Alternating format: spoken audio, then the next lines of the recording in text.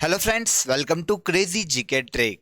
तो फ्रेंड्स, आज के इस वीडियो में हम एसएससी सीजीएल और सीएचएसएल के लिए जो हमारी इंडियन पॉलिटी की एक्सपेक्टेड क्वेश्चन की सीरीज है उसे ही यहां पर आगे बढ़ाने वाले हैं और अदर से क्वेश्चन पर डिस्कस करने वाले हैं जो कि सेंट्रल या फिर किसी भी स्टेट की एग्जाम में इंडियन पॉलिटी से हमसे पूछे जाने वाले हैं। वीडियो को लास्ट तक देखिएगा। अगर आपको वीडियो पसंद आए तो वीडियो को लाइक और शेयर करना मत भूलिएगा और चैनल को भी सब्सक्राइब जरूर कर लीजिएगा। आइए शुरू करते हैं। देखिए, सबसे पहला क्वेश्चन जो कि इंडियन पॉलिटी से आने वाली एग्जाम में हमें देखने को मिल सकता है। संवैधानिक संशोधन अधिनियम 2022 में भारत में सभी बच्चों के लिए मुफ्त और अनिवार्य प्राथमिक शिक्षा की व्यवस्था की गई थी। पूछा गया है कि किस संविधान संशोधन अधिनियम से भारत में सभी बच्चों के लिए मुफ्त और अनिवार्य प्राथमिक शिक्षा की व्यवस्था की गई थी। तो यहां पर संविधान संशोधन हमें बताना है। तो यह संविधान संशोधन है फ्रेंड्स 86 अमेंडमेंट एक्ट, भारतीय संविधान का 86वां संविधान संशोधन जो कि 2002 में किया गया था। ये 14 वर्ष तक के बच्चों के लिए निशुल्क एवं अनिवार्य प्राथमिक शिक्षा की बात करता है। इस संशोधन के तहत इस प्रावधान को भारतीय संविधान के आर्टिकल 21A मौलिक अधिकारों में शामिल किया गया था और इसके अलावा मौलिक कर्तव्य के रूप में 11वां मौलिक कर्तव्य भी बनाया गया था माता पिता के लिए। 11वां मौलिक कर्तव्य, और यह 11वां मौलिक कर्तव्य था कि जो माता पिता हैं वो अपने बच्चों को प्राथमिक शिक्षा से वंचित नहीं करेंगे। यह उनका मौलिक कर्तव्य है। तो इस तरह 86वें संविधान संशोधन के द्वारा यह प्रावधान इंडियन कॉन्स्टिट्यूशन में किया गया था कि सभी बच्चों के लिए मुफ्त और अनिवार्य प्राथमिक शिक्षा दी जाएगी। आंसर मिल जाता है हमें, आंसर ए यहां पर सही हो जाएगा। काफी इंपॉर्टेंट संविधान संशोधन है, इंडियन कॉन्स्टिट्यूशन का एक बहुत ही इंपॉर्टेंट अमेंडमेंट है। तो यहां से क्वेश्चन आने की संभावना बहुत ज्यादा है, याद रखिएगा, इंपॉर्टेंट है। नेक्स्ट क्वेश्चन देख लेते हैं। नीचे दिए गए आधारों में से राज्य किस आधार पर भारतीय संविधान के अनुच्छेद 15 के तहत विभेद का प्रतिषेध नहीं करता? तो देखिए, मौलिक अधिकारों की ही बात की गई है और यहां पर आर्टिकल पूछा गया है आर्टिकल 15, जहां पर विभेद का प्रतिषेध है 5 आधार पर। 5 आधार पर भारत के नागरिकों से भेदभाव नहीं किया जा सकता, यह उनका मौलिक अधिकार है। अब इन 5 आधारों की अगर हम बात करें तो धर्म, जाति, लिंग, जन्म स्थान और मूल वंश। ओके, सभी याद रखिएगा, पांचों कारक याद रखिएगा कि किन आधार पर भेदभाव नहीं किया जा सकता आर्टिकल 15 के तहत। तो ये 5 आधार ऐसे हैं: धर्म, जाति, लिंग, जन्म स्थान और मूल वंश के आधार पर किसी भी व्यक्ति से भेदभाव नहीं किया जाएगा। तो आर्टिकल 15 में इनमें से किसका उल्लेख नहीं है, यहां पर यह पूछा गया। तो बिल्कुल सही हो जाएगा हमारा आंसर, आंसर सी। भाषा के आधार पर भेदभाव के निषेध की कोई बात नहीं की गई है, केवल 5 आधार की बात की गई। 5 आधार आपके बोर्ड पर है, याद रखिएगा, क्योंकि यहां से हमेशा किसी ना किसी तरह से घुमाकर क्वेश्चन पूछा जाता है। तो आंसर सी, भाषा के आधार पर विभेद के प्रतिषेध की कोई भी बात आर्टिकल 15 में नहीं की गई है। इंपॉर्टेंट है। अगले क्वेश्चन पर आने से पहले एक इंपॉर्टेंट अपडेट आपको देता हूं। देखिए, क्रेजी जीके ट्रिक के रूट एप्लीकेशन पर आप सभी के लिए एसएससी सीजीएल और सीएचएसएल के लिए एक टारगेट बैच स्टार्ट हो चुकी है। लाइव बैचेस है। अगर आप इंटरेस्टेड हैं, अगर आप इनरोल करना चाहते हैं तो प्ले स्टोर से जाकर आप रूट एप्लीकेशन को डाउनलोड कर लीजिए। वहां पर आपके लिए फैसिलिटी दी गई है, आप इस कोर्स में इनरोल कर सकते हैं इजीली। और अगर आप पॉलिटी मुझसे इंडिविजुअली पढ़ना चाहते हैं तो भी रूट एप्लीकेशन में आप मेरी लाइव बैचेस ज्वाइन कर सकते हैं, आपके लिए अवेलेबल हैं। आप कूपन कोड भी यूज कर सकते हैं PSSCJ के नाम से, जहां पर आपको किसी भी कोर्स पर 500 रुपीज का डिस्काउंट भी अवेलेबल हो जाएगा। आई होप अपडेट अच्छा लगा होगा। नेक्स्ट क्वेश्चन पर आते हैं हम। भारतीय संविधान के निम्नलिखित में से कौन सा अनुच्छेद भारत के राष्ट्रपति के चुनाव से संबंधित है? पूछा गया है भारतीय संविधान में निम्नलिखित में से कौन सा आर्टिकल भारत के प्रेसिडेंट के इलेक्शन की बात करता है। तो देखिए, यहां पर हमें 4 आर्टिकल दिए गए। इनमें से आर्टिकल 54 प्रेसिडेंट के इलेक्शन की बात करता है। प्रेसिडेंट के इलेक्शन के मतलब निर्वाचक मंडल की बात करता है, इलेक्टोरल कॉलेज की बात करता है। तो आंसर डी यहां पर सही हो जाएगा। आर्टिकल 54 प्रेसिडेंट के चुनाव से संबंधित है। अगर हम अन्य आर्टिकल्स को देखें तो आर्टिकल 74 में प्रेसिडेंट को सलाह और सहायता देने के लिए एक मंत्री परिषद होगी जिसका प्रधान प्रधानमंत्री होता है। आर्टिकल 100 की बात करें तो यह गण पूर्ति की बात करता है, कोरम की बात करता है, संसद की कार्रवाई शुरू करने के लिए न्यूनतम 10% का कोरम होना चाहिए। मतलब जितने भी सदस्य है उसका जब मिनिमम 10% सदन में आएंगे तभी उसकी कार्रवाई शुरू की जाएगी। यह गणपूर्ति। आर्टिकल 78 प्रधानमंत्री या मंत्रिपरिषद का यह कर्तव्य है कि वो राष्ट्रपति को जानकारी देंगे अपने कार्यों की या संसद की कार्रवाई की, आर्टिकल 78 के तहत। तो यहां पर प्रेसिडेंट के इलेक्शन के प्रावधान पूछे गए हैं तो वो आर्टिकल 54 में देखने को मिलता है। इसके अलावा प्रेसिडेंट की इलेक्शन की रीति प्रोसीजर की बात करते हैं तो वो आर्टिकल 55 में देखने को मिलता है। ओके, सारे आर्टिकल याद रखिएगा, इंपॉर्टेंट है। चलिए, भारत में नियंत्रक एवं महालेखा परीक्षक, इन्हें शॉर्ट में कहा जाता है CAG, controller and auditor general. नियंत्रक एवं महालेखा परीक्षक की कार्य अवधि कितनी होती है? तो देखिए, सीएजी की पोस्ट, पहले हम आर्टिकल पर चलते हैं। तो आर्टिकल 148 से 151 तक भाग 5 में सीएजी की पोस्ट है, controller and auditor general. Okay, अब इनकी नियुक्ति भारत के राष्ट्रपति के द्वारा की जाती है आर्टिकल 148 के तहत, और इनका जो कार्यकाल है वो 6 वर्ष या 65 वर्ष जो भी पहले हो वहां तक का होता है। अपॉइंट करने के बाद या तो 6 वर्ष तक अपने पद पर रहें, या फिर अगर रिटायरमेंट की एज पहले आ जाती है तो 65 वर्ष की उम्र तक ये अपने पद पर रह सकते हैं। Answer C.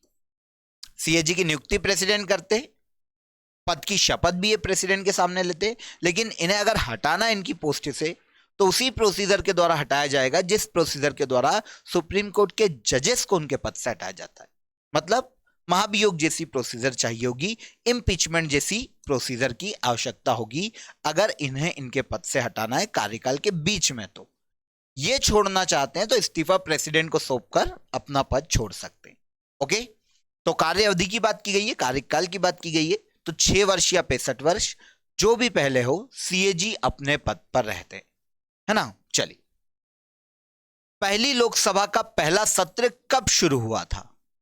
तो देखिए, लोकसभा का जब पहला चुनाव हुआ था भारत में 1952 में, पहले आम चुनाव के बाद 17 अप्रैल 1952 को लोकसभा का गठन किया गया था। लेकिन इसकी जो पहली बैठक है वो 13 मई 1952 में आयोजित की गई थी। अगर राज्यसभा की पहली बैठक की बात करता तो भी 13 मई 1952 को राज्यसभा की भी पहली बैठक का आयोजन किया गया था। तो दोनों ही याद रखो, आंसर ए हो जाएगा।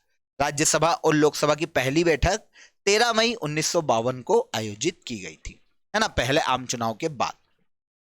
इसके बाद देखिए, प्रोटेम स्पीकर का कार्य क्या है? तो अगर हम संसद की कार्रवाई को कभी पढ़ेंगे तो हमको उसमें पता चलेगा जब नई लोकसभा का पहला सत्र लगता है तो पहले सत्र की पहली बैठक में नई लोकसभा के पहले सत्र की पहली बैठक में सबसे वरिष्ठ नागरिक को प्रोटेम स्पीकर के रूप में अपॉइंट किया जाता है। प्रोटेम स्पीकर सभी सदस्यों को शपथ ग्रहण कराना एवं लोकसभा के अध्यक्ष का चुनाव करवाने का काम करता है। सभी सदस्यों को शपथ दिलवाने का और लोकसभा के अध्यक्ष का चुनाव संपन्न करवाने का काम प्रोटेम स्पीकर के द्वारा किया जाता है। ओके, याद रखना ये पहली बैठक में ही इनका काम है। जैसे ही ये काम हो जाता है इनका कार्य खत्म, इनका पद खत्म। अब क्वेश्चन आता है, सर पहली बैठक की अध्यक्षता कौन करेगा नई लोकसभा की? तो पिछली लोकसभा में जो लोकसभा अध्यक्ष था वो आगे आने वाली लोकसभा की पहली बैठक की अध्यक्षता करेगा, मतलब लोकसभा अध्यक्ष के रूप में काम करेगा। और पहली बैठक में ही प्रोटेम स्पीकर के द्वारा अध्यक्ष का चुनाव करवा लिया जाएगा और अगली बैठक से नया अध्यक्ष जो चुन के आया है वो अध्यक्ष के रूप में काम करने लगेगा। मतलब पहली बैठक में ही प्रोटेम स्पीकर का लगभग काम खत्म हो जाता है। तो आंसर हो जाता है आंसर ए। सदस्यों का चुनाव करवाना, सदस्यों के द्वारा शपथ ग्रहण करना या सदस्यों को शपथ ग्रहण करवाना और लोकसभा अध्यक्ष का चुनाव करवाना, है ना, क्योंकि जो मेंबर ऑफ लोकसभा होते हैं उनका चुनाव नेशनल इलेक्शन कमीशन कराता है। इसको थोड़ा सा ध्यान रखिएगा, यहाँ पर गलती हो गई मुझसे। सदस्यों को शपथ ग्रहण करवाता है और इसके अलावा लोकसभा के अध्यक्ष का चुनाव करवाता है। कौन? प्रोटेम स्पीकर, है ना। चलिए, संसद सदस्य को उसकी सदस्यता से निलंबित कर दिया जाएगा यदि वह लगातार सदन में अनुपस्थित रहते हैं। कितने समय तक? तो देखिए, अगर कोई पार्लियामेंट का मेंबर लगातार 60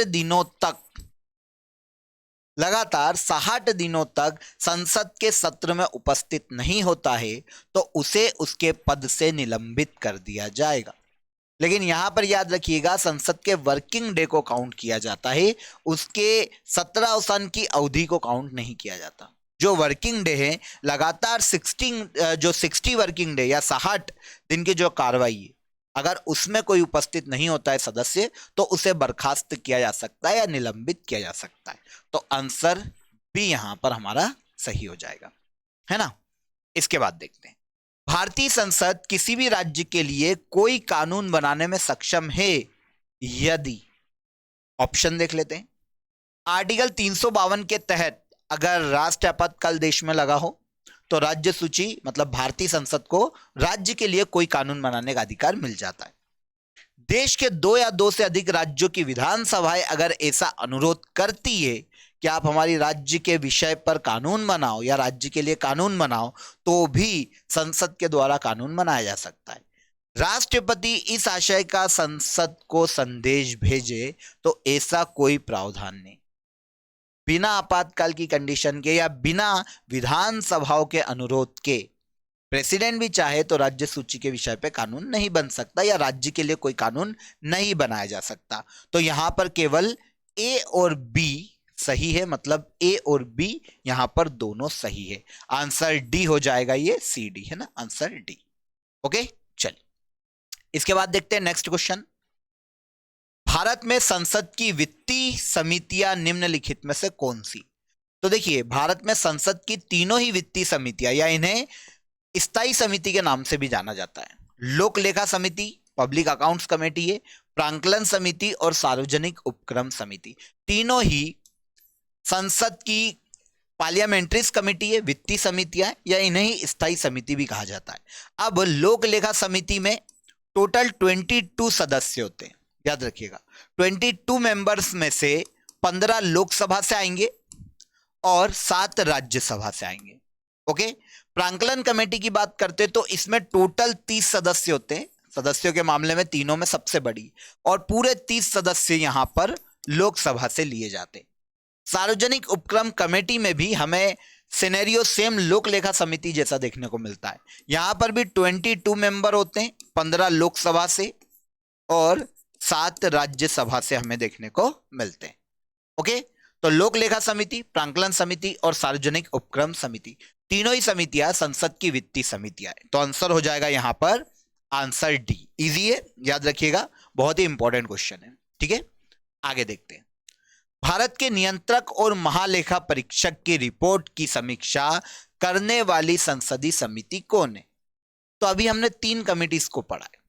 ओके, इन 3 कमिटीज में लोक लेखा समिति, जो कि संसद की स्थायी समिति हर साल गठित की जाती, ये भारत के जो सीएजी है, नियंत्रक एवं महालेखा परीक्षक है, इनकी रिपोर्ट की समीक्षा करती है। सीएजी अपनी रिपोर्ट भारत के राष्ट्रपति को सौंप देते हैं, राष्ट्रपति उसे संसद के पटल पर रखवाते हैं। संसद के पटल पर जब सीएजी की रिपोर्ट को रखा जाता है तो उनकी रिपोर्ट की समीक्षा करने के लिए, जांच करने के लिए संसद में लोक लेखा समिति का गठन किया जाता है। इसकी विशेषता है कि इसका जो अध्यक्ष होता है वो हमेशा विपक्ष का ही कोई नेता होता है या विपक्ष का कोई मेंबर होता है। ओके, तो सीएजी की रिपोर्ट की जांच करने के लिए लोक लेखा समिति का गठन किया जाता है भारतीय संसद में। ओके, ये एक पार्लियामेंट्री कमेटी है। इसके बाद अगला क्वेश्चन देखते हैं। भारत में राज्य के महाधिवक्ता की नियुक्ति कौन करता है? महाधिवक्ता, पहले तो हम इससे रिलेटेड आर्टिकल की बात करते हैं। तो भारतीय संविधान का ये आर्टिकल है आर्टिकल 165। भारतीय संविधान के आर्टिकल 165 के तहत राज्य में महाधिवक्ता, एडवोकेट जनरल की नियुक्ति का अधिकार राज्य के राज्यपाल को दिया जाता है। एडवोकेट जनरल की अगर हम बात करें, महाधिवक्ता की अगर हम बात करें, तो यह राज्य का प्रथम विधि अधिकारी होता है। राज्य सरकार को कानूनी मामलों में सलाह और परामर्श देने का काम महाधिवक्ता को सौंपा गया है। राज्य के किसी भी न्यायालय में राज्य सरकार पर होने वाली कोई भी कार्रवाई की सुनवाई का अधिकार भी महाधिवक्ता को ही होता है। तो राज्य के राज्यपाल के द्वारा इनकी नियुक्ति की जाती है और इसके अलावा ये राज्यपाल के प्रसाद पर्यंत ही अपने पद पर रहते। जब तक राज्यपाल चाहेगा महाधिवक्ता अपने पद पर रहेगा, जब राज्यपाल चाहे महाधिवक्ता को उनके पद से हटाया जा सकता है। आर्टिकल 165 में राज्य के महाधिवक्ता के पद का उल्लेख किया गया है ना। ठीक है, आगे बढ़ते हैं। राज्यपाल को पद और गोपनीयता की शपथ किसके द्वारा दिलाई जाती है? देखिए, राज्यपाल का पद की अगर हम बात करते हैं, राज्यपाल के पद की अगर हम बात करते हैं, तो राज्यपाल की नियुक्ति तो भारत के राष्ट्रपति के द्वारा की जाती, लेकिन इन्हें इनकी पद की शपथ जिस भी राज्य के ये राज्यपाल बनने वाले हैं उस राज्य के हाई कोर्ट के मुख्य न्यायाधीश के द्वारा दिलवाई जाती है। नियुक्ति प्रेसिडेंट करता है और अगर पद से हटाना है इनको तो भी प्रेसिडेंट ही हटाएगा, क्योंकि राज्यपाल का पद राष्ट्रपति के प्रसाद पर्यंत अपने पद पर रहने वाला होता है, लेकिन इनको इनकी पद की शपथ हाई कोर्ट का मुख्य न्यायाधीश दिलवाता है। याद रखिएगा, थोड़ा सा यहाँ पर कंफ्यूजन हो सकता है आपको एग्जाम में। जहां पर ऐसे कंफ्यूज करने वाले क्वेश्चन या फिर ऑप्शन होते ना, वो क्वेश्चन हमको एग्जाम में सबसे ज्यादा आते हुए दिखते हैं, तो बिल्कुल भी कंफ्यूज मत होना। राज्यपाल की नियुक्ति प्रेसिडेंट करते हैं, पद से प्रेसिडेंट हटा सकता है, लेकिन अपने पद की शपथ या राज्यपाल को उनके पद की शपथ हाई कोर्ट का मुख्य न्यायाधीश दिलवाता है। ओके, चलिए इसके बाद देखते हैं। निम्नलिखित में से किस मुद्दे पर राज्यपाल राष्ट्रपति को सिफारिश कर सकते हैं? यहां पर मल्टीपल चॉइस में हमें यहां पर कथन देखने पड़ेंगे, ऑप्शन देखने पड़ेंगे। क्वेश्चन एक बार फिर पढ़ते हैं। निम्नलिखित में से किस मुद्दे पर राज्यपाल राष्ट्रपति को सिफारिश कर सकते हैं? आइए देख लेते हैं। मंत्रिपरिषद को अगर बर्खास्त करना या मंत्रिपरिषद की बर्खास्तगी करना है तो राज्यपाल राष्ट्रपति को दे सकते हैं सिफारिश। बिल्कुल सही है, ये है ना, पहला सही हो गया। उच्च न्यायालय के न्यायाधीश को हटाने के लिए, हाई कोर्ट के जजेस को हटाने के लिए राज्यपाल राष्ट्रपति को कोई सिफारिश नहीं दे सकता, क्योंकि हाई कोर्ट के जजेस को अगर हटाना है ना तो संसद में महाभियोग जैसी प्रोसीजर के द्वारा ही हट सकते हैं, तो ये यहां पर गलत हो जाता है। राज्य विधानसभा का अगर विघटन करना है तो भी राज्यपाल सिफारिश कर सकते हैं, और राज्य के संवैधानिक तंत्र अगर विफल हो जाता है तो इसकी घोषणा के लिए भी राज्यपाल राष्ट्रपति को सिफारिश भेज सकते हैं। तो यहां पर 1, 3 और 4 यहां पर बिल्कुल सही। हाई कोर्ट के न्यायाधीशों के निलंबन राज्यपाल के हाथ में नहीं है, तो 1, 3 और 4 यहां पर हमें डी ऑप्शन में देखने को मिलता है। ओके, चलिए। राज्य में विधान परिषद का गठन और उसे समाप्त करने की शक्ति निम्नलिखित में से किसके पास है? किसकी बात की गई है? विधान परिषद की। तो देखिए, अगर विधान परिषद का गठन और समाप्ति करना है तो संसद कर सकती, लेकिन राज्य की विधानसभा की सहमति पर या अनुमति पर, तो संसद द्वारा राज्य विधानसभा के अनुरोध पर, याद रखिएगा विधानसभा का अनुरोध जरूरी। समाप्ति और सृजन किसका? विधान परिषद का। संविधान के आर्टिकल 169 में उल्लेखित है। आर्टिकल 169 के तहत विधान परिषद का गठन और समाप्ति किसी भी राज्य में संसद कर सकती है, लेकिन ऐसा बिल राज्य की विधानसभा में पास होना बहुत जरूरी। विधानसभा के अनुरोध पर या सहमति पर ही संसद किसी भी राज्य में विधानसभा को गठित कर सकती है या उसकी समाप्ति कर सकती है। ओके, आगे देखते हैं। लास्ट क्वेश्चन है आज का हमारा। राज्य विधान परिषद के कितने सदस्यों को विधानसभा द्वारा चुना जाता है? तो राज्य विधान परिषद अगर किसी भी राज्य में है तो वहां के 1/3 सदस्य, 1/3 सदस्य को उस राज्य की विधानसभा के द्वारा चुना जाता है।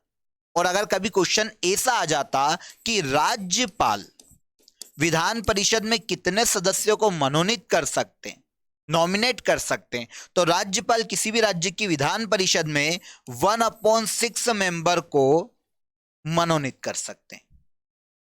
राज्यपाल 1/6 मेंबर मनोनीत कर सकते हैं राज्य की विधान परिषद में, और राज्य की विधानसभा के द्वारा 1/3 सदस्यों को चुना जा सकता है?